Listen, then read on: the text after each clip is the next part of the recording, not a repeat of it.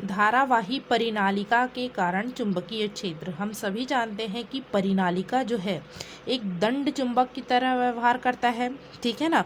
यदि परिनालिका में धारा प्रवाहित की जाती है तो एक ओर से देखने पर यदि धारा जो है क्लॉकवाइज, ठीक है ना, प्रवाहित हो रही है, क्लॉकवाइज प्रवाहित हो रही है, जैसे हमारी घड़ी चलती है उस प्रकार से, तो वो एस ध्रुव की भांति व्यवहार करता है।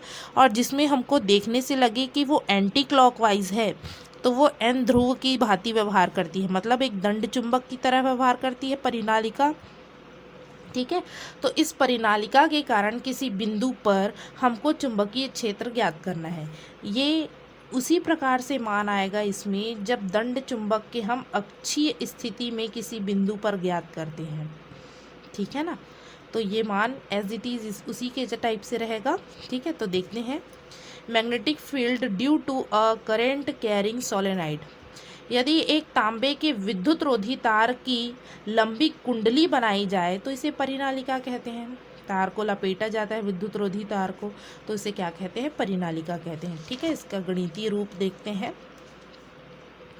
तो बायो-सेवर्ट्स के नियम का हमको उपयोग करना है, तो हम जानते हैं ये अल्पांश के लिए कार्य करता है। संपूर्ण इस परिनालिका के कारण इस बिंदु P पर जो है हमको चुंबकीय क्षेत्र निकालना है, तो सबसे पहले एक अल्पांश के लिए निकालना पड़ेगा, क्योंकि बायो-सेवर्ट्स का नियम केवल अल्पांश के लिए कार्य करता है, ठीक है ना। तो हम क्या करेंगे, इस परिनालिका में इसके अक्ष से, ठीक है, केंद्र बिंदु, इस परिनालिका के केंद्र से, केंद्र मतलब मध्य वाले बिंदु से, बिंदु को O मान लेते हैं, O से x दूरी पर एक अल्पांश क्या लेते हैं, dx लेते हैं, ठीक है। क्या लेते हैं, dx, ठीक है। तो इस अल्पांश के कारण इस बिंदु P पर चुंबकीय क्षेत्र की तीव्रता क्या होगी ये ज्ञात कर लेंगे, फिर संपूर्ण परिनालिका के कारण देख लेंगे, ठीक है। तो इस परिनालिका के जो वृत्तीय भाग है उसकी त्रिज्या a है, ठीक है। इस परिनालिका की पूरी लंबाई कितनी है, 2l है। कि एक परिनालिका है जिसके एकांक लंबाई में फेरों की संख्या n है। एकांक लंबाई में फेरों की संख्या कितनी है, n है। और परिनालिका में I धारा प्रवाहित करने पर उत्पन्न चुंबकीय क्षेत्र का मान ज्ञात करना है, ठीक है ना। केंद्र O से x दूरी पर dx मोटाई का अल्पांश लेते हैं, जिसमें फेरों की संख्या n dx होगी, ठीक है ना। क्या होगी, n dx होगी, ठीक है। परिनालिका के अक्ष पर केंद्र से d दूरी पर, ठीक है ना, इस परिनालिका के अक्ष पर केंद्र से d दूरी पर, कितनी दूरी, d दूरी पर एक बिंदु P है। धारावाही dx अवयव के कारण बिंदु P पर चुंबकीय क्षेत्र क्या होगा, तो अक्षीय स्थिति में हम लोगों ने चुंबकीय क्षेत्र निकाला था। इस प्रकार से एक वृत्ताकार लूप लिए थे, उसके बिंदु P पर, मतलब अक्षीय स्थिति में हम लोगों ने चुंबकीय क्षेत्र का मान निकाला था। Vector B is equal to हमारे पास था mu 0 n I d x a square divided by D X square plus a square पूरे की पावर 3/2, ठीक है ना। यहाँ x था, तो इस प्रकार से आया था एक्स स्क्वायर प्लस ए स्क्वायर पूरे की पावर 3/2, ठीक है ना। x क्या था, केंद्र से बिंदु P तक की दूरी, ठीक है ना। तो इस dx लंबाई की इसके केंद्र से इस बिंदु P की दूरी क्या होगी, तो ये पूरी लंबाई d है, यहाँ तक की लंबाई x है, तो ये लंबाई क्या होगी, d माइनस एक्स होगी। क्या होगी, d माइनस एक्स। तो इसलिए यहाँ x की जगह हम d माइनस एक्स का उपयोग करेंगे, ठीक है ना। और नीचे में 2 भी रहता है, ध्यान रखेंगे। तो हमारे पास चुंबकीय क्षेत्र बायो-सेवर्ट्स के नियम से d भी, ठीक है ना, अल्पांश के लिए mu 0 n dx I a square divided by 2 d minus x का होल स्क्वायर प्लस a का स्क्वायर पूरे की पावर 3/2। ये d माइनस एक्स क्या है, उस अल्पांश के केंद्र से, इस अल्पांश के केंद्र से बिंदु P की दूरी, ठीक है ना। बहुत ही आसान कैलकुलेशन है। संपूर्ण परिनालिका के कारण बिंदु P पर चुंबकीय क्षेत्र, कभी भी संपूर्ण का निकालते हैं तो हम क्या कर देते हैं जी, समाकलन। तो मैंने यहाँ समाकलन -L से L तक किया है, क्यों किया है, तो ध्यान देंगे यह केंद्र है या मध्य भाग है इस परिनालिका का, तो यहाँ से यहाँ तक की दूरी क्या होगी L, और यहाँ से यहाँ तक की दूरी क्या होगी L, ठीक है ना। परंतु देखो ये इसके आगे का पोर्शन है, ठीक है, और ये इसके पीछे का पोर्शन है, तो हम क्या लेंगे, इस वाले पोर्शन को -L लंबाई को, और इसको क्या लेंगे L, पूरी लंबाई आ जाएगी उससे। तो हमारे पास हम इंटीग्रेशन इसलिए कहाँ से कहाँ तक करेंगे, -L से L तक, μ0 n dx IA² divided by 2d - x। अरे भाई आप लोग जब इस प्रकार से रेखा खींचते हैं, ये 0 लेते हैं केंद्र O, तो 1 2 3 इस प्रकार से लेते हैं, और इधर दर्शाते हैं तो -1 -2 -3 लेते हैं कि नहीं। तो यहाँ से यहाँ तक की लंबाई L है, तो यहाँ से यहाँ तक की लंबाई को हमने क्या ले लिया -L। संपूर्ण का निकालना है, मतलब कहाँ से कहाँ तक, -L से L तक इंटीग्रेट कर दो, ठीक। तो हमारे पास इतना आ गया। जो कांस्टेंट है उसको बाहर निकाल लेते हैं। तो यहाँ सारी चीज़ें जो है कांस्टेंट का कार्य करेगी, इसको हम सॉल्व करेंगे। देखते हैं कैसे सॉल्व करेंगे। अतः संपूर्ण परिनालिका के कारण बिंदु P पर चुंबकीय क्षेत्र, पुनः वही लिख दिया है मैंने, तो B = μ0 n IA², ये सब बाहर निकल आएगा अपॉन 2। इसको देखिए किस प्रकार से सॉल्व किएंगे हम।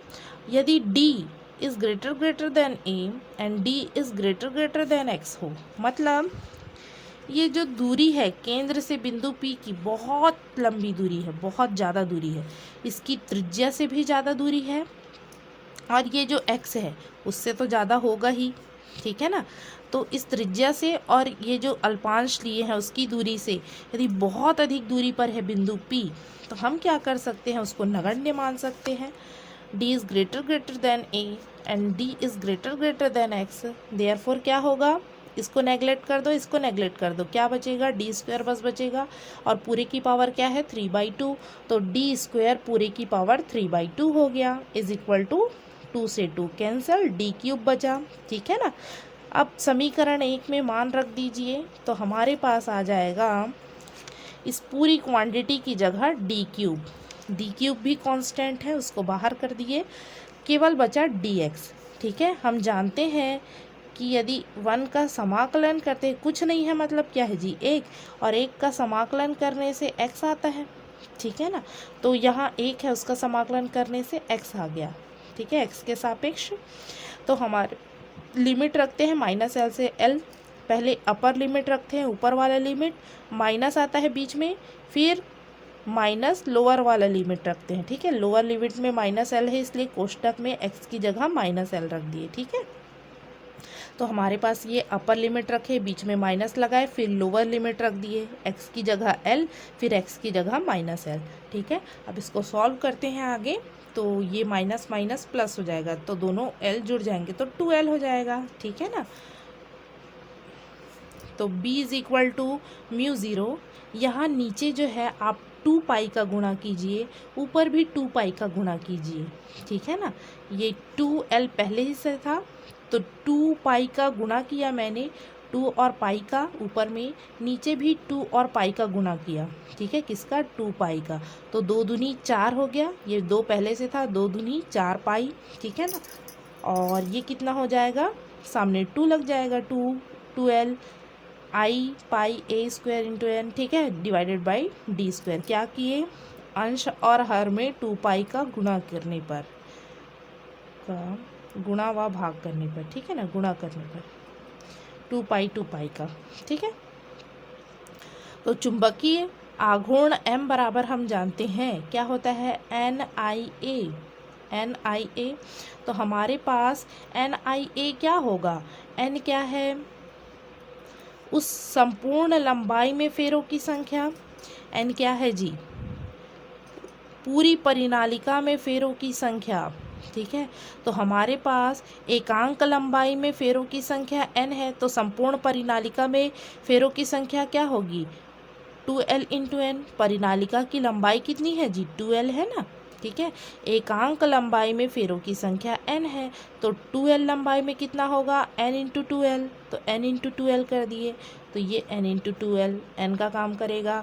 धारा I है एज इट इज़, और परिनालिका हम जानते हैं जिसकी त्रिज्या क्या लिए हैं a, उसका क्षेत्रफल क्या होगा, तो उसका क्षेत्रफल होगा पाई a square, pi are square होता है कि नहीं, तो पाई ए स्क्वायर, ठीक है ना।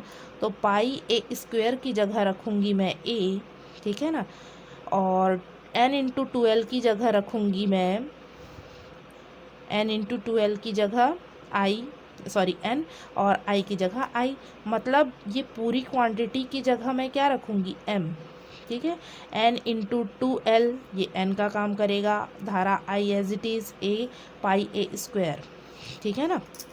ये 2 बस बचा, बाकी ये n 2l I pi a square, इसकी जगह हम क्या रख सकते हैं m, तो m रख दिए, डिवाइडेड बाई d क्यूब, ठीक है। यह मान एक क्षण चुंबक से उत्पन्न चुंबकीय क्षेत्र के तुल्य है, ठीक है ना। उसकी अक्षीय स्थिति में यदि हम देखें क्षण चुंबक के, तो चुंबकीय क्षेत्र का मान इसी प्रकार के आता है, ठीक है। बहुत ही आसान है कैलकुलेशन, ठीक है। अब देखते हैं हम भू चुंबकत्व, मोस्ट इम्पॉर्टेंट टॉपिक है ये, पार्थिव चुंबकत्व, ठीक है। पृथ्वी में भी चुंबकत्व का गुण होता है, ये हमको देखना है, ठीक है। टेरेस्ट्रियल मैग्नेटिज्म, इसको कहा जाता है टेरेस्ट्रियल मैग्नेटिज्म। पृथ्वी एक चुंबक की भांति व्यवहार करती है। पृथ्वी के चुंबकत्व को पार्थिव चुंबकत्व कहते हैं। इसका मान 10⁻⁻5 टेस्ला की कोटि का होता है, बहुत ही अल्प होता है ये, ठीक है ना। तो पृथ्वी एक चुंबक की भांति व्यवहार करते हैं, ये छोटी क्लासेस में हम लोगों ने पढ़ा है, ठीक है ना। पर कैसे, इसकी पुष्टि कैसे, कुछ प्रूफ है हमारे पास कि ये चुंबक की भांति व्यवहार करता है, तो है भाई प्रूफ। यदि चुंबक को मैंने स्वतंत्रता पूर्वक, ये मान लो चुंबक है, उसको स्वतंत्रता पूर्वक लटकाऊंगी, तो वो सदैव जो है उत्तर दक्षिण की दिशा में ही व्यवहार स्थिर होता है, ठीक है ना। ये एस लिखा है तो इसको दक्षिण मान लेते हैं, साउथ, ये वाला सिरा जो है उत्तर की भांति व्यवहार करेगा, ठीक है ना। तो हमेशा यदि कैसे भी लटका के इधर उधर घुमा के भी छोड़ दिए, तो वो कुछ समय पश्चात क्या होगा, उत्तर दक्षिण दिशा में ही ठहरेगा, ठीक है। मतलब हम कह सकते हैं पृथ्वी में चुंबकत्व का गुण है, ठीक है ना।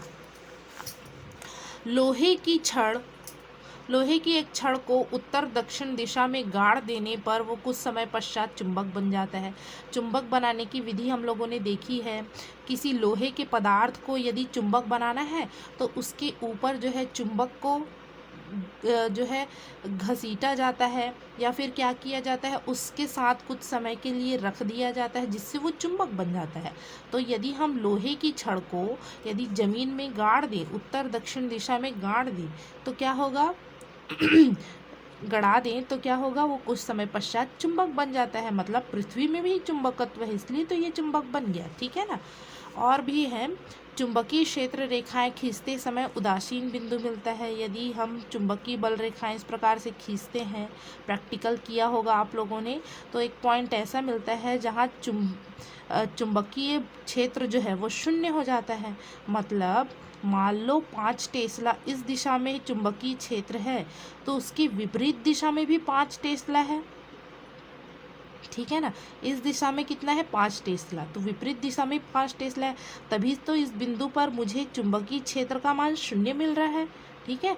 इस परिमाण को ये परिमाण जो है क्या कर रहा है, संतुलित कर दे रहा है, तभी तो मुझे क्या मिल रहा है, इस पर उदासीन बिंदु, चुंबकीय क्षेत्र की तीव्रता का मान 0, ठीक है। इसीलिए हमको उदासीन बिंदु मिलता है। तो ये एक और प्रूफ मिल गया, ठीक है ना। तो ये सब पॉइंट जो है हमको बताते हैं कि जो पृथ्वी है वो चुंबक की भांति व्यवहार करता है, या पृथ्वी में चुंबकत्व का गुण है। कुछ परिभाषाएं हैं हमारे पास, तो उससे पहले हम देख लेते हैं इस डायग्राम को, ठीक है ना। जब पृथ्वी पूर्व, उत्तर, दक्षिण, पूर्व, पश्चिम का हम निर्धारण कैसे करते हैं, सूर्योदय के अनुसार। सूर्य जिधर से उदय हुआ वो पूर्व दिशा, और जिधर अस्त हुआ वो पश्चिम दिशा होती है, ठीक है ना। तो ये पूर्व दिशा, ये पश्चिम, और इस ओर क्या होता है, उत्तर, और इस ओर होता है दक्षिण। और पृथ्वी अपने अक्ष पर 23.5 अंश झुकी है, इसलिए इस प्रकार से हमको मिलेगा, ठीक है। ये भौगोलिक रूप, भूगोल की सहायता से हमको प्राप्त हुआ, इसलिए इसको कहा जाता है भौगोलिक उत्तरीय ध्रुव। सूर्य की सहायता से हम लोगों ने निकाला। सूर्य जिधर से उदय हुआ उधर पूर्व, जिधर अस्त हुआ पश्चिम, और जो बाईं ओर है वो उत्तर और जो दाईं ओर है वो दक्षिण। ये किसके अनुसार निकाले? भूगोल के अनुसार। इसलिए इसको भौगोलिक उत्तरी ध्रुव और भौगोलिक दक्षिणी ध्रुव कहते हैं। ठीक है, अब हम क्या कर रहे हैं? चुंबकीय सुई की सहायता से निकाल रहे हैं। ये एन सिरे को, ये एस सिरे को प्रदर्शित कर रहा है। मान लो तो यहाँ पर इस दिशा में, यहाँ गए तो इस दिशा में दर्शा रहा है एन एस, यहाँ गए तो इस दिशा में एन एस, यहाँ गए तो एन एस इस दिशा में। ठीक है, अब यहाँ आए तो चुंबकीय सुई जो है इस दिशा में इस प्रकार से दर्शा रहा है, एन इधर एस इधर। ठीक है ना, मतलब यहाँ पर चुंबक की सहायता से जब निकाल रहे हैं तो वो यहाँ आना चाहिए क्योंकि यहाँ पर उत्तर है, परंतु चुंबकीय सुई जो है यहाँ पर खड़ा हो गया। ठीक है, 90 अंश का कोण बनाते हुए खड़े हो गया। ठीक है, तो हम कहेंगे कि ये चुंबक का उत्तरी ध्रुव यहाँ दर्शा रहा है, और जैसे दक्षिणी ध्रुव लेके जाते हैं तो इधर आएंगे तो क्या होगा? ऐसे ऐसे। ठीक है, इस प्रकार से ऐसे, और एस इधर दर्शा रहा है, एन इधर। यहाँ पर आ रहा है तो यहाँ 90 डिग्री में खड़े हो जाए। उस बिंदु पर नहीं जहाँ भौगोलिक उत्तर है वहाँ नहीं जाता, उससे थोड़ा पहले ही वो क्या बन जाता, दिखा रहा है कि यहाँ उत्तर है करके। तो ये किसकी सहायता से निकाले? चुंबकीय सुई की सहायता से निकाले।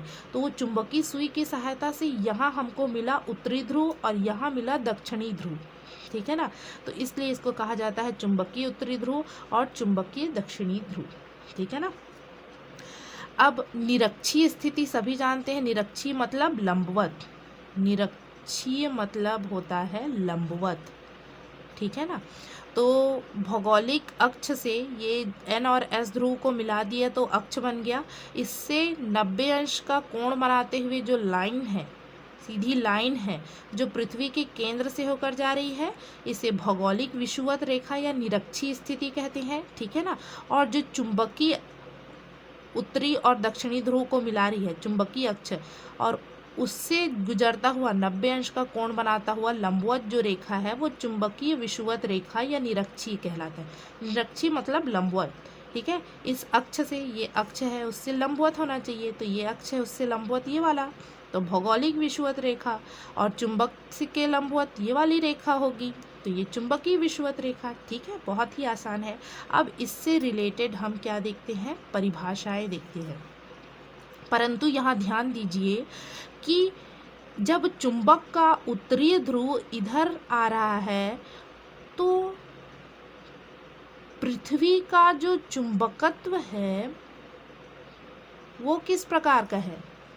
पृथ्वी में जो चुंबकत्व का गुण है उसके अनुसार से दक्षिण इधर और उत्तर इधर होगा, तभी तो ये चुंबक के उत्तरी ध्रुव को अपनी ओर एन और एस विपरीत जो है एक दूसरे को आकर्षित करते हैं कि नहीं? तो पृथ्वी का चुंबकत्व का गुण क्या है?